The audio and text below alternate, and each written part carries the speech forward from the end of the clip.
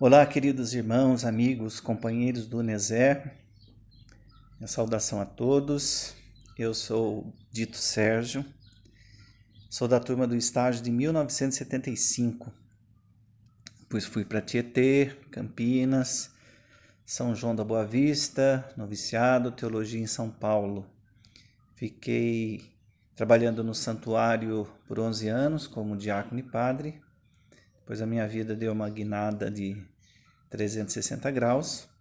Hoje eu estou atuando no campo da educação, aqui na região de Campinas, casado, 2 filhos. E com muita alegria, atendendo um pedido aí do nosso coordenador do Erezer, o Galvão, eu estou aqui para deixar esta saudação, fazendo essa conexão entre os dois encontros que estão acontecendo este ano, de maio e agora o de julho. Pois bem, é com alegria que eu falo com tantos companheiros, amigos, que se reúnem virtualmente para essa experiência de renovação de fé e fortalecimento dos laços de amizade ideal. Este ano, por conta desse momento trágico da expansão do coronavírus, nós estamos fazendo a nossa reunião virtual aqui na região de Campinas, Tietê. Nós fizemos o nosso encontro em maio e foi muito bom também. A ferramenta digital ela possibilitou a aproximação de muitos companheiros de caminhada, inclusive alguns que não se viam já há muitos anos. Uma observação dentro desse novo contexto de relações virtuais, encontros virtuais, foi a constatação de que a nossa união ela não se garante apenas pela presença física, muito mais pela crença e paixão por um ideal. Aquele ideal que nos impregnou na formação da nossa juventude nos seminários e que nos mantém irmanados pelo mesmo espírito missionário que animou também a vida de Afonso e de tantos outros que nos antecederam. Então, ser redentorista não é somente ser membro de uma ordem religiosa inspirada também por esse carisma, mas significa assumir a vida cristã, homens e mulheres, na mesma perspectiva de Afonso, para manter o olhar sensível para a realidade, cultivar a intelectualidade a serviço da vida, o discernimento pastoral, a vida de oração, a alegria da fé, a caridade fervorosa, a convivência fraterna, para sermos mensageiros de fé e esperança em um tempo de muitas dores e tristezas. Missionários da copiosa redenção numa igreja em saída missionária, nesse contexto de Brasil, com tantos desafios que atentam contra a dignidade dos filhos de Deus. Então essa também foi uma questão que transitou pelo nosso encontro de Tietê. Como ser essa continuação do olhar, do coração, da sensibilidade e também da ação de Afonso de Ligório para este mundo fragilizado, agora, sobretudo, pelas consequências da pandemia que trucida a população brasileira, sobretudo a parcela mais humilde e pobre da nossa gente. O momento histórico que o Brasil está vivendo interpela todos nós cristãos, nós formados na tradição do carisma redentorista. Nossa população se vê refém do ataque cruel de 2 vírus poderosos que se cruzaram e estão levando o nosso povo ao estado de aflição e desorientação.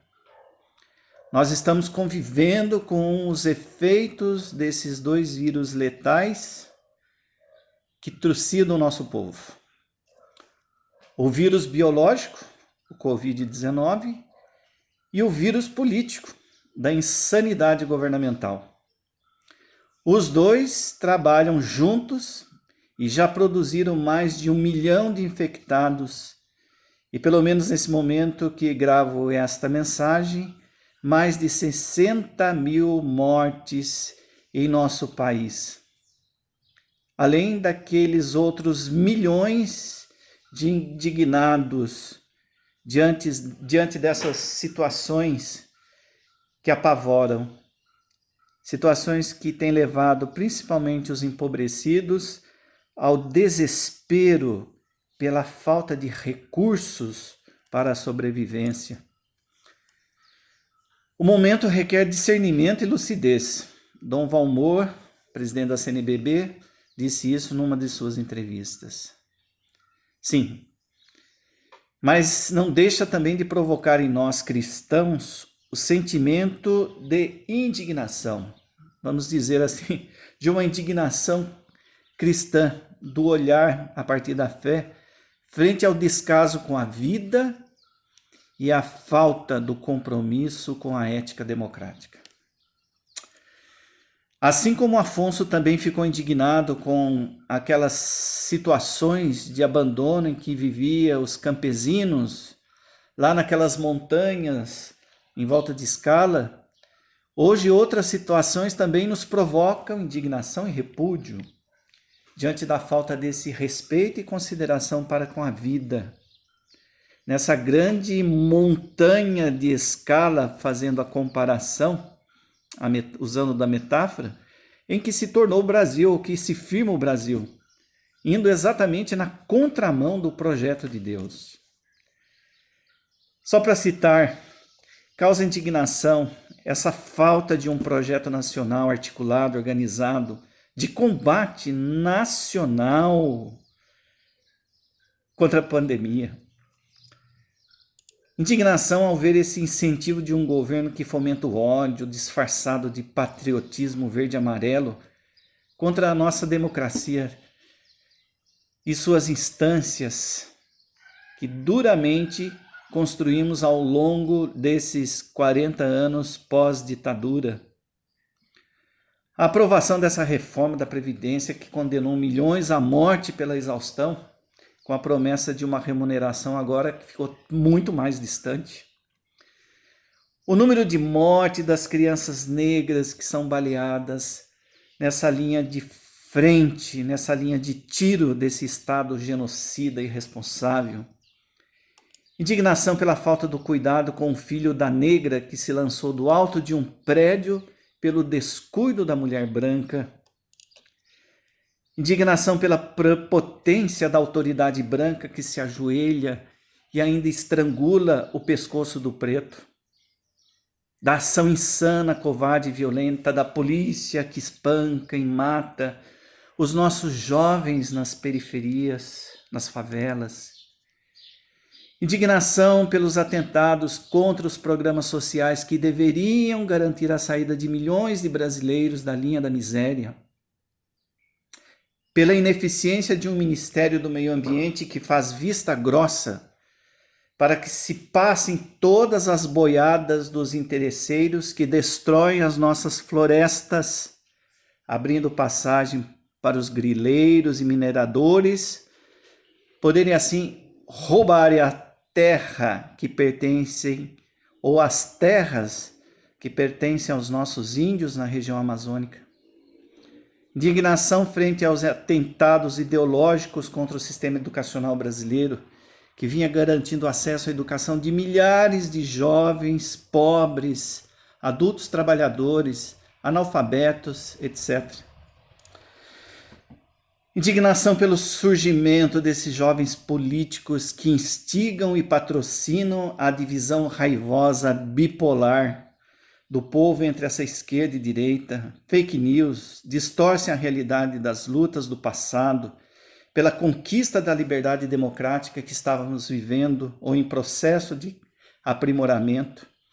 E nós, a nossa geração, nós que passamos pela PUC nos anos 80, nós que passamos pelo ITESP lá nos anos 80, nós estivemos nas ruas gritando pelas diretas já, lutando, se manifestando, gritando, pedindo a liberdade democrática em nosso país. Indignação pela crítica distorcida que nós estamos vendo crescer cada vez mais por parte de alguns jovens políticos e padres clericalistas que fazem críticas à ação da igreja no passado, que ajudou o povo a conquistar melhores condições de vida. Atacam e afirmam uma igreja comunista, é apavorante. A crítica aos nossos grandes profetas, como Cardeal Arnes, Pedro Casaldáliga, Dom Rodriguinho, Dom Mauro Morelli, entre tantos outros que anunciaram o Evangelho a partir de uma opção preferencial pelos mais pobres. Indignação, minha gente, por esse manejo que nós vemos assistindo aí da política como um balcão de negócio de família, que acaba tirando proveito desse momento trágico da pandemia para esconder a maracutaia dos grandes negócios feitos com o dinheiro público. Sim, meus amigos, são tantos fatos que provocam em nós essa indignação. E na perspectiva da fé, penso que vem para cada um de nós a mesma pergunta que ecoou no coração do nosso fundador: o que fazer por esse povo? Por isso, é muito bem-vindo o tema da reflexão que o Nezer escolheu para este ano, trazer o Sínodo da Amazônia. O Sínodo, que é um processo, um trabalho, filho da Laudato Si. Ele segue na mesma linha que o Papa Francisco propôs há 5 anos atrás, para nós pensarmos a questão do cuidado com a casa comum e com os seus filhos mais pobres que nela habitam. A Amazônia, onde os redentoristas também estão presentes, é um lugar que nos interpela, é campo de missão. Diz o documento do Sínodo que Cristo aponta para a Amazônia, lembrando aquela frase do Paulo VI dita há 50 anos atrás. Para ela, Jesus nos chama. Sim, dentro dessa grande montanha de escala que é o Brasil, nós temos esta outra realidade ou esta outra situação que nos desafia. O coração biológico do mundo se vê ameaçado. Nossa Amazônia chora e sente as dores de parto, no dizer de Paulo aos Romanos. Suas matas, seus rios, florestas, sua fauna, sua terra, sua gente. O que poderemos fazer para agir como uma igreja missionária em saída? Igreja da escuta e conversão, casa comum do acolhimento, criativa, intercultural, solidária, defensora da vida, servidora do jeito de Afonso de Ligório. Como ser essa presença missionária redentorista nesse grande contexto que é a Amazônia? Então, eu entendo que a reflexão deste ano vem num momento muito oportuno para nós pensarmos a nossa identidade redentorista como leigos, homens e mulheres, padres, irmãos e irmãs, a serviço da promoção e defesa da vida em suas várias dimensões. Então essa reflexão não termina, mas ela se estende, eu vejo assim, pela sua pertinência e atualidade. Pois o desafio está colocado para o nosso carisma de renovar a esperança da nossa gente, pelo anúncio da copiosa redenção oferecida em Cristo, que faz nova todas as coisas, em todo tempo e lugar.